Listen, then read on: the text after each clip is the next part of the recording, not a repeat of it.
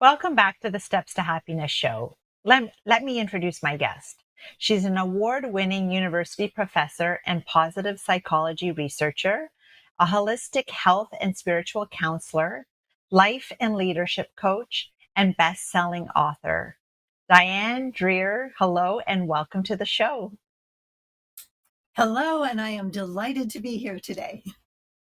Thank you so much. Now, Diane, you wrote a book entitled Your Personal Renaissance 12 Steps to Finding Your Life's True Calling, which I would love to discuss more about on today's show. Can you please let us know a little bit about it? Okay. Well, I am a Renaissance scholar, among other things. And what I noticed in my research is that there was a huge difference between the Middle Ages and the Renaissance in Western Europe. There was this incredible explosion of creativity. Why? Because the theologians discovered and started circulating this new insight that God had given everyone a set of unique gifts or strengths, and it was their destiny and their duty to use them to discover who they were and to make a positive contribution to the world. So we have artists, writers, scientists, saints, political leaders coming forward with new possibilities and creating the Renaissance. Somewhat later in our time, positive psychologists have discovered with international research that we have 24 signature strengths, 24 character strengths that are common to all humankind. And each individual, each one of us, has a set of top strengths, which are called our signature strengths. And these psychologists have discovered that when we discover and use our top strengths, we are happier, healthier, and more successful.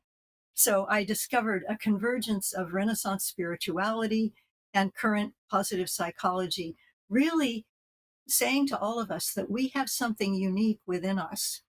And to discover that, to listen to our hearts, to look within us, and to bring that forward brings us great happiness, joy, and meaning. And we can use these strengths in many ways, but the first thing is to connect with them. So my book shows people how to connect with their strengths, how to discover their strengths, how to detach from distractions. Sometimes the people in our lives who think they have an idea of who we should be, or sometimes just external distractions. How to exercise discernment and discover what our values are. And then finally, how to set a direction, a new possibility in our life. And living on purpose is really discovering who we are authentically, what our strengths are, what our gifts are. And we can use them in many ways. There are many seasons in our lives. Oh, it's perfect. You summed up so much about what I believe our true purpose is, which is really to discover more about who we are so that we can lead the life that we came here to live. And that what it positions purpose as an internal discovery, not an external calling, right? What is your life's true calling? But we're constantly looking outside of ourselves for that true calling. And that, if we're not, I don't know, being a missionary in South America or in Latin America or in Africa or something like that, then no, we're not, none of us are living our true calling.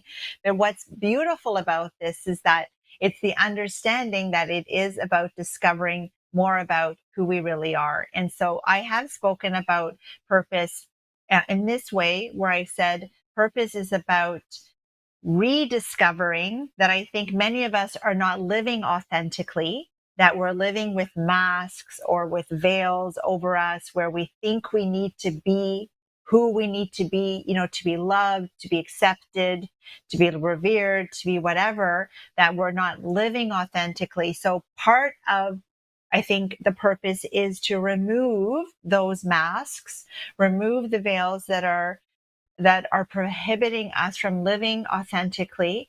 So part of the discovery is that we need to remove those so that we can discover who we really are, and then therefore to really live the life the life, not the one true thing, but the life that we came here, which includes many different things, in the many different seasons of life.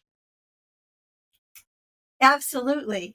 There's a wisdom of Ecclesiastes that says, to everything there is a season and a time to every purpose under heaven. And we go through many seasons of our lives. I'm not the same person I was when I was 12 years old. And you probably aren't either. My 12-year-old self had a purpose to learn things in school. And, great. One of my purposes is to continue to learn things, but I do other things as well. In my Renaissance research, I realized that there's a poet, John Donne, who was a metaphysical poet in the 17th century. And as a young man, he wanted to go into politics. That was his purpose. He was very bright. He was very articulate. He was good with language. And unfortunately, for his political career, he eloped with Anne More, who was the niece of his patron. And people were not supposed to do that in the Renaissance. They married for love. And he was put in prison. His political career was shattered. He sent a message to Anne saying, Anne Dunn, John Dunn, Anne Dunn, undone. And it completely destroyed his political career. He then became, really focused on his poetry and wrote absolutely beautiful, inspiring poetry about love. Later in life, after Anne died and he began to look within himself again, he studied for and entered the ministry and became an inspiring minister. So his purpose was politics, then was, love, marriage, poetry, then Mm. poetry and spirituality. He was the same person. He was using many of the same strengths or gifts, but in different ways in different seasons of his life. So there are people I know who have done the similar things. A friend of mine from Santa Clara University, who was an administrative assistant, Gertrude Welch, for years worked as a secretary or administrative assistant. And then she decided she was going to retire and work full time for peace and justice. So she worked with the local churches, set up rotating shelters for the homeless, lobbied for peace and justice on many, many different levels, and became an inspiration to many people and current leaders in our area out here in Northern California. So was she a secretary? Was she a wife and mother? Was she an inspiring worker for peace and justice? Yes, all of those, using her gifts in the different seasons of Mhm. her life. We can do Mm. that. And we don't need to be stuck doing the same thing over and over again if we've outgrown it. Yes, yes. And even in those stories, you very much see this idea that we don't have to get stuck on discovering, I don't know. This is where like the redefining what this idea of purpose is, which is why I've decided to talk about it on this season of the show again, is that it's important for us to get away from this idea of living our one life's true calling. It's like, no, that it is about a constant discovery and learning about who we are. And and sometimes, and maybe sometimes often, it's that we discover a lot of those gifts and strengths through moments of adversity and challenge in our lives when things get difficult. And, we have to dig deep inside of us. And those situations provide a learning opportunity for us to discover what those strengths and gifts are inside of us that, had that not Mhm. happened to us, we would not have discovered. And I hope that I don't want to go through the adversity to discover my, all of the gifts and strengths within me. I don't want to have to do it like that. I'm good to learn through other people's experiences.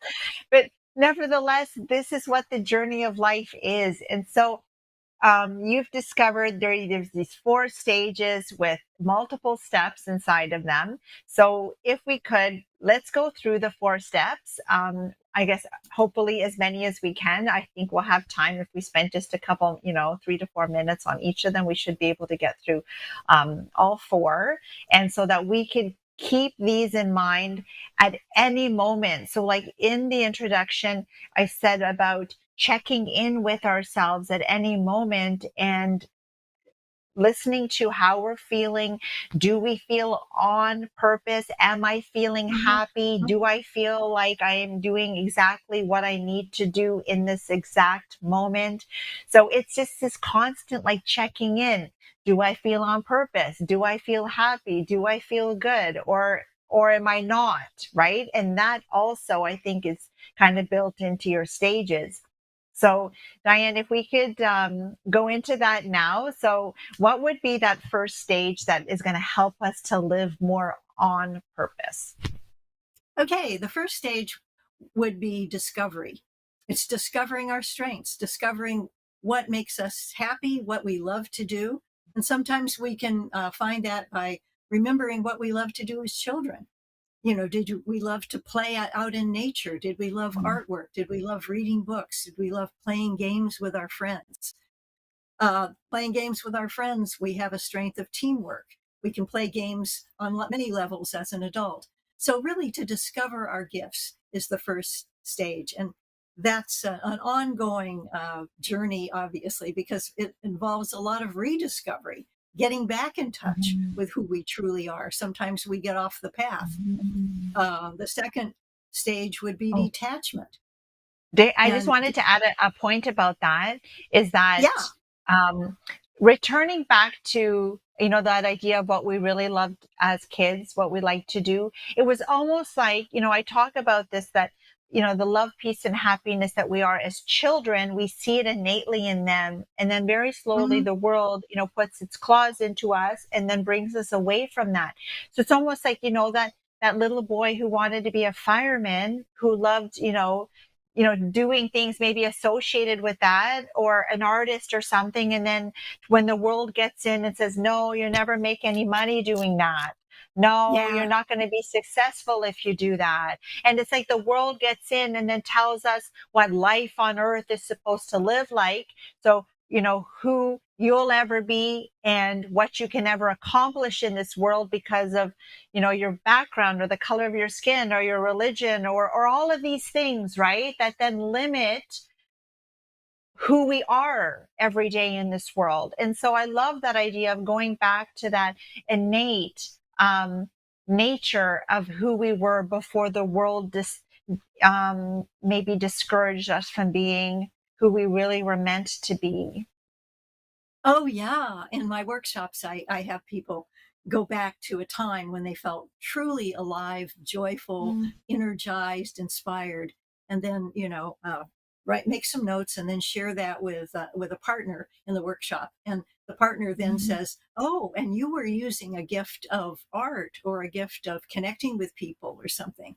And there's this incredible energy in the workshop room when that happens because it's rediscovery.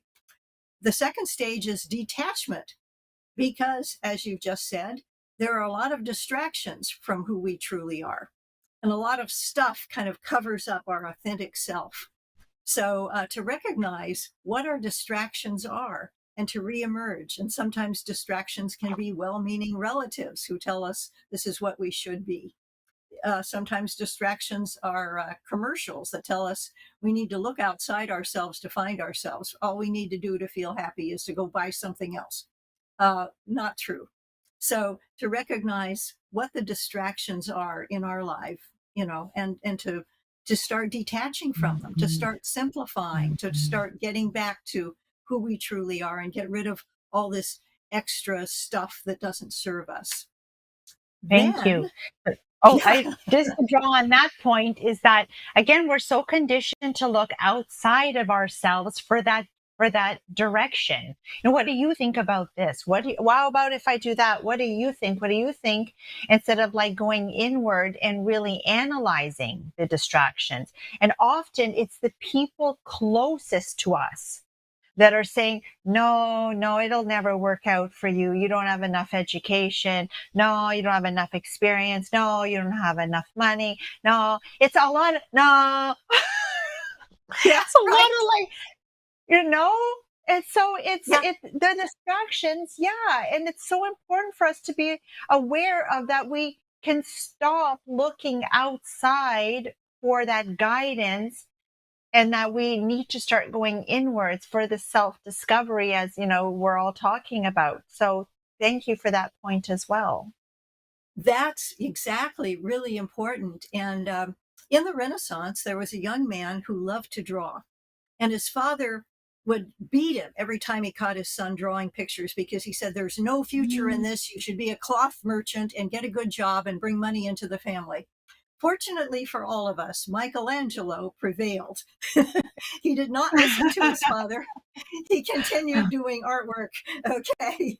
He detached from that parental distraction.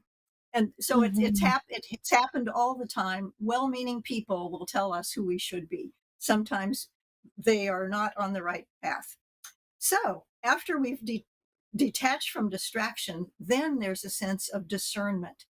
And St. Ignatius Loyola, who is the founder of the Jesuits, came up with this very simple way of finding what we truly value, uh, listening to our hearts, not listening to some external religious authority, but listening to our hearts and finding out whether we feel consolation, a sense of joy, meaning, purpose, love, connection with others, with the universe, or desolation, which is just the opposite. And, when we're walking on the path, the listening to our hearts becomes an inner compass. As you said earlier, we can tune into ourselves and say, what am I feeling about this? Am I feeling a sense of joy and connection and purpose? Or am I feeling really frustrated and irritable and low energy doing this thing? Mhm. Uh, we have Mhm. this inner compass. And in our culture, sometimes we forget to look within ourselves because there's so much going on around us. So discernment is to Mhm. listen to our hearts. And only then, after we have discovered our strengths, detached from distractions, discerned what our values are, what brings us a sense of joy and meaning, can we then set our goal, a new direction? Do I want to go back to school? Do I want to get a different job? Do I want to volunteer in the community? Do I want to get back to my artwork? Whatever it is for us at that time. And as you said earlier, sometimes we have an enforced period of distraction, a dark night of the soul, when we are laid off from a job, when a relationship ends, when a big change happens in our lives, which then make us go within. Uh, Whatever we have been doing no longer serves us because it's no longer there. A lot of people have had a sense of enforced detachment during COVID because they couldn't do the things they ordinarily did. And they had to simplify their lives, detach, and go within, and really come face to face with the fact that some things in their lives were not working.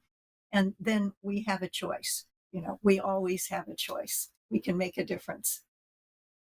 And I think the discernment part is very important. Again, that we have to figure out what is serving us, what's not serving us, who might be in the way that's preventing us. And often it's within ourselves. We're the ones that are limiting ourselves by and self-sabotaging ourselves from reaching for those goals, which is this last part, which is okay. Now that you've identified that you have limiting beliefs within yourself that's prohibiting you from going forward, dealing with those and dealing with them so that you can set goals for yourself that Mhm. are true to you, not because they make a lot of money or because you think you should, because you come from a long legacy of doctors or accountants or whatever that is, and you feel pressured to do it. So I think the discernment part is really important. And are there some tips that you can maybe recommend that can help us to discern what the goals might be that we want to set afterwards? Oh, yeah. Um, there's a whole chapter in my book about that, but one is to recognize that we need to use our strengths. We need to connect our strengths with our values, and then explore. It's a research project. So setting goals in the direction stage is a matter of taking small steps, not a flying leap from where we are to where we'd like to be, because that doesn't work. And looking at the distance between where we are and where we'd like to be is scary. We think, oh my gosh, I can never do that. My husband used to run marathons, and marathons, it's 26 miles. You don't just get up one morning and say, I'm going to run 26 miles. You start slow. You start, walking around the block, then jogging, then running, then increase the distance gradually until you build up your stamina and you can run 26 miles. So that's a big goal. Same with, with a person's setting a goal, so that we have, a process that my friend Dave Feldman and I did a research project on and published about hope. And that hope involves setting goals that are measurable, that are meaningful, that are achievable. And you just do one little step. And then you think of, if this step doesn't work, what is my alternative? What else could I do? You anticipate roadblocks and you prepare for them. So we have people write down their goals. That's a good idea, to write down a goal. And it makes it much more tangible. And then to come up with 3 steps they can take to reach their goal, 3 alternatives they can take if each step has a roadblock.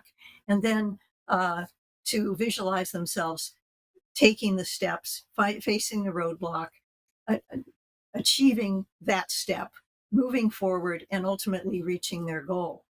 That visualization also helps because it gives us hope. It makes us see that this is possible. And we can take a little step, one step at a time. If that, you take some steps and you exercise discernment and you see, this really isn't what I want to do. This isn't working for me. Then you can just modify your goal. As long as you are in touch with your heart, with what you truly value, with your strengths, and keep moving forward. It's an experiment, and we always learn from an experiment. There is no failure in an experiment. Okay, that you try something, it doesn't work. You try something else, it does. I used to want to be a writer, and so I worked for a newspaper as well as majoring in English in college. And I learned from working on a newspaper that I didn't want to write about all these disasters that happen and all this politics. I wanted to write about inspiration and poetry. So my experience with the newspaper was not a failure. It helped me exercise greater discernment and change my direction. Yes, perfect. And if we look at discernment even like that the things that don't work out in our lives are not there to say, oh, look, you're no good. And, oh, you'll never amount to anything. No, it's like those opportunities that well, what did you take away from that help you to learn more about? It's like finding your, maybe your life partner, right? That you have to go through other relationships to figure out and narrow what kind of qualities you are looking for in somebody, and what kind of qualities do they bring out in you that you want to share with a partner that maybe you're not sharing, with this one because you don't feel free to do so, or whatnot. The other, I think, really important thing in what you're all saying is you've said this a couple times, which I really want to reinforce, is listening to your heart. That what we do, we are such a logical mind society that it's always like, what do you think about this? What do you think? What do you think? No, what we should be actually asking ourselves is, how do I feel about this situation? Because how do I feel will lead us towards our happiest life. What do I think about the situation has us rationalizing situations that are not good for us. So relationships that aren't serving us, maybe job positions also that we're not being respected and we're being demeaned, or maybe we're being abused, or whatever. And we're like, well, it's okay. It's my boss. Well, it's okay. It's my coworker.